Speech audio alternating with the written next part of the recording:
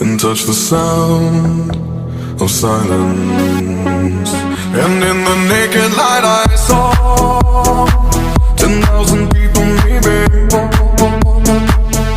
People talking without speaking, people hearing without listening, people writing songs that voices never share, and no one dared disturb the sound of silence.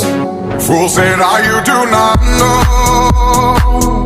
Silence like a cancer grows. Hear my words and I might teach you. Lay my arms and I might reach you. But my words, like silent raindrops, fell and echoed in the wells of silence.